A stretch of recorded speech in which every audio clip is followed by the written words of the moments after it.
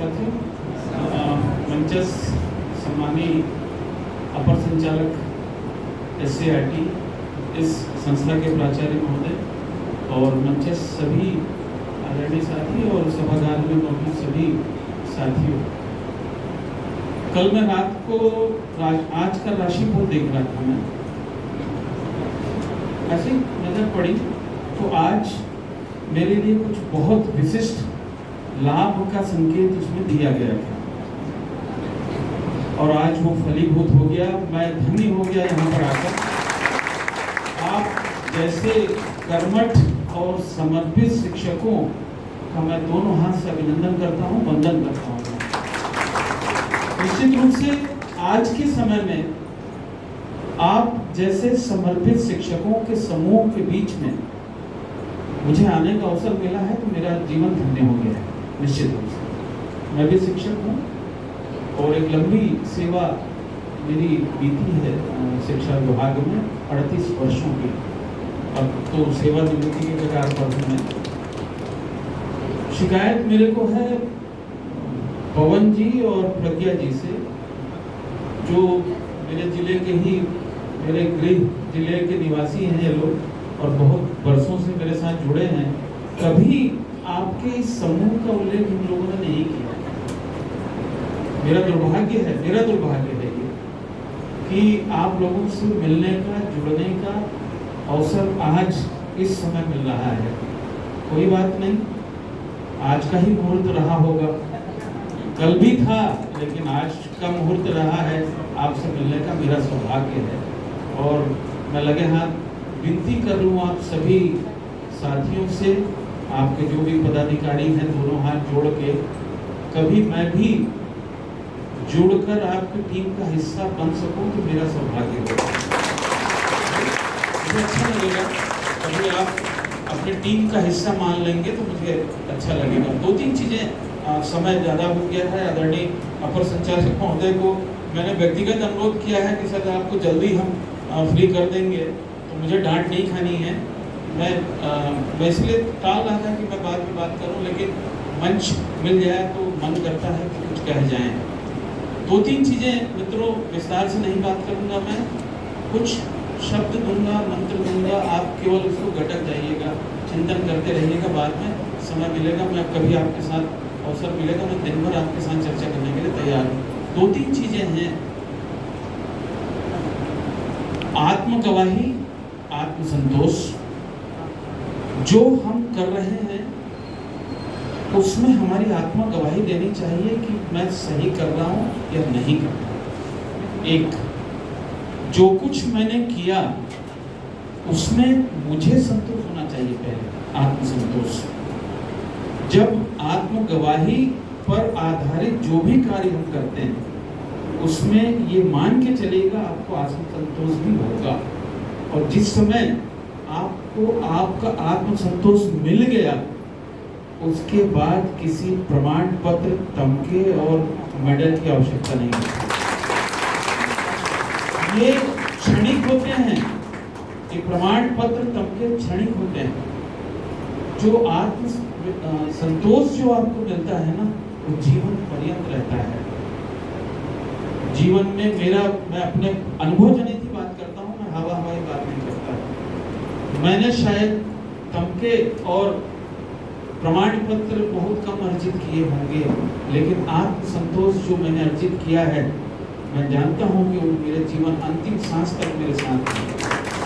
एक बहुत बड़ी बात है कि वर्तमान समय में जहाँ पर समाज में कहीं पर भी, प्रशासन तंत्र में कहीं पर भी यह बात, जितनी तत्परता से समाज किसी को दंडित करता, समाज से इसको बृहद अर्थ में लीजिएगा, अपने प्रशासन तंत्र में भी ये बात लागू है।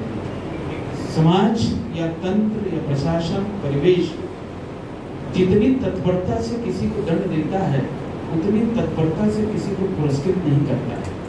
तो प्रमाणित सत्य है, इतिहास गवाह है, आप भी गवाह हैं उसके। अब रही बात, इसका निराकरण कैसे होगा? क्या हम इन पुरस्कारों और तमकों की अपेक्षा करेंगे? नहीं, आत्मसंतोष की अपेक्षा करेंगे। और आत्मसंतोष तब मिलेगा जब आप आत्म गवाही से अपने कार्यों का आकलन कर लेते हैं। ये बात बिल्कुल आप करके देखिएगा, और कर रहे हैं आप, उसके आज यहाँ एकत्रित हुए हैं और जिस उद्देश्य के साथ एकत्रित हुए हैं, ये प्रमाणित करता है कि आज लोग किसी, अब ये समस्त आयोजन आप स्वतः कर रहे हैं।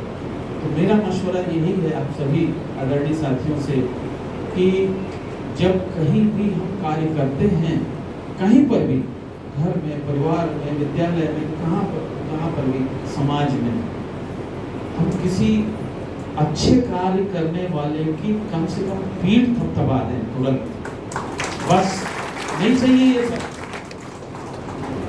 मेरा अनुभव कहता है कि मैंने अभी तक जीवन में इतने सारे आप जैसे बहुत सारे नवाचारी शिक्षकों के साथ मेरा समय बीता है, मैं उनके साथ रहा हूँ, काम किया हूँ। ऐसे शिक्षकों को मैं जानता हूँ, पूरे प्रदेश भर में जानता हूँ, क्योंकि राज्य स्तरीय कार्यालय में ही मेरा लंबा अनुभव रहा है। पूरे प्रदेश में आप जैसे शिक्षक साथियों से मेरा सामना होता रहा है। वही शिक्षक धीरे धीरे शिथिल होते मैंने देखा है। नाम सही जानता हूँ मैं शिक्षकों को, क्यों हुए वो लोग? केवल एकमात्र कारण ये था कि जब उसने अच्छा काम किया उस समय उसकी किसी ने पीठ नहीं थपथपाई। अब आप बोलेंगे सर आप एक्सपेक्ट करेंगे कि बीओ करेगा, डीओ करेगा या प्राचार्य करेगा या और कोई नेता होगा वहाँ का, एसएससी का, डीएमसी का, जो भी होते हैं, उसकी अपेक्षा मत करिए। मैं आपसे अनुरोध करता हूँ कि हमारे कोई भी साथी जो अच्छा काम कर रहे हैं, कोई करे या ना करे, हम उसके कंधे पर हाथ दे दें। वेल्डन यार, मेरे को भी बनाना है, मेरे को भी बनाना, मैं भी प्रयास करता हूँ, अपने विद्यालय में करता हूँ, अपने कार्य क्षेत्र में करता हूँ। ये संस्कार हम लोग यदि हम समाज में प्रसारित कर सकें तो आने वाले समय में हमारे शिथिल होने वाले शिक्षकों की संख्या कम हो जाएगी। ये भी हमारे अभियान का हिस्सा बनाना पड़ेगा हम सबको। वर्तमान समय की मांग रही है कि इस प्रकार यदि नहीं करते हैं तो निश्चित रूप से हम आप जैसे नवाचारी और उत्साही समर्पित शिक्षकों को हम मंच कैसे दे पाएंगे?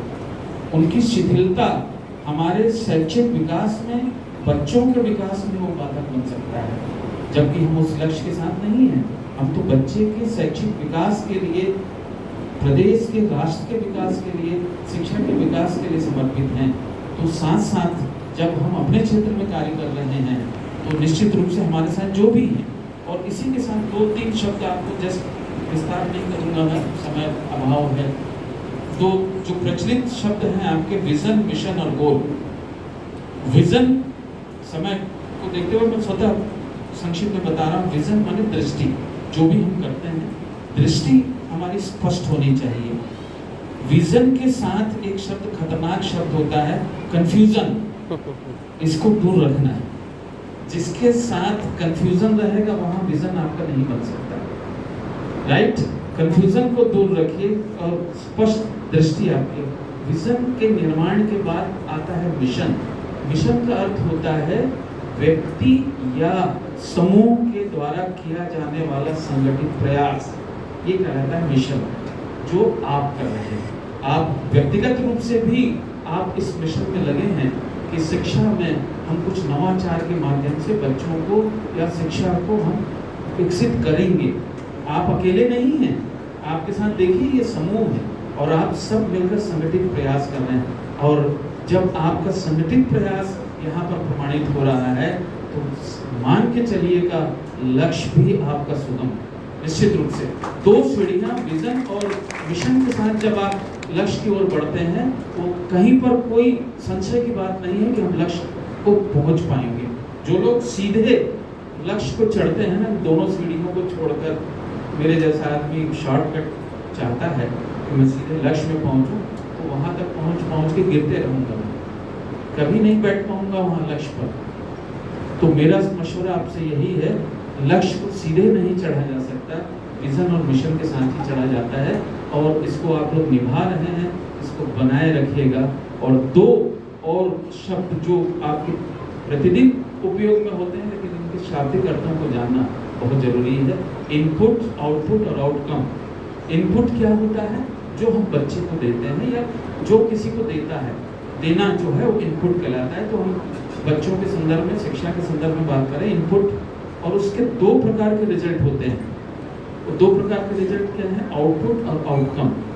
आउटपुट जो है संख्यात्मक लब्धियों को बताता है और आउटकम जो है गुणात्मक लब्धियों को बताता है। हमारा सरोकार गुणात्मक लब्धियों से होना चाहिए, संख्यात्मक लब्धियों से भी होगा।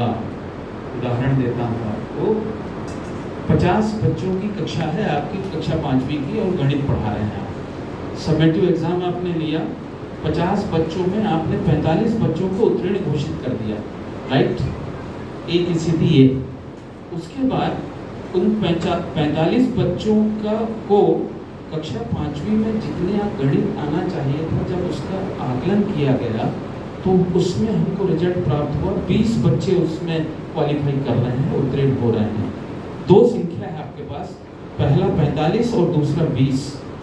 ऊपर वाला क्या है? 45 आपका आउटपुट है, संख्यात्मक लब्धियां, वेराज दूसरा जो है वो गुणात्मक लब्धियां हैं। हमारा सरोकार पहले, इसको मैं और व्याख्या कर रहा हूँ, पहले गुणात्मक लब्धियों से होना चाहिए, संख्यात्मक से नहीं। लेकिन ये भी स्पष्ट कर दूं, आदरणीय हमारे अपर संचालक महोदय बैठे हैं, ऑफिशियल ऐसे बातें नहीं करना चाहिए, लेकिन हम सब एक ही समूह के परिवार के लोग बैठे हैं, संख्यात्मक लब्धियां भी दिखाना पड़ता है। संख्यात्मक, मैं जानता हूँ ना भैया, मैं भी तो शिक्षक उसी तंत्र का हिस्सा हूँ। मैं आप संख्यात्मक लब्धि नहीं दिखाएंगे तो आपकी बात करूंगा। पुनः आप सबका तहे दिल से मैं वंदन करता हूँ, अभिनंदन करता हूँ। आप जैसे समर्पित शिक्षक विभाग में हैं और आप लोग जो नेक कार्य के साथ जुड़े हैं और उनके साथ आज मुझे मिलने का अवसर मिला है, मैं निश्चित रूप से भाग्यशाली हूँ। मुझे बहुत अच्छा लग रहा है, मैं अपने आप को गौरवान्वित महसूस कर रहा हूँ कि आपके परिवार का हिस्सा मैं भी हूँ। बहुत बहुत धन्यवाद। थैंक यू सर, बहुत बहुत धन्यवाद। जीवन में सबसे बड़ी खुशी उस काम को करने में होती है जिसे लोग कहते हैं आप नहीं कर सकते। सर ने यही बात कहा है कि हमको ऐसा कोई काम नहीं कि जिसको हम ना कर सके। इसके साथ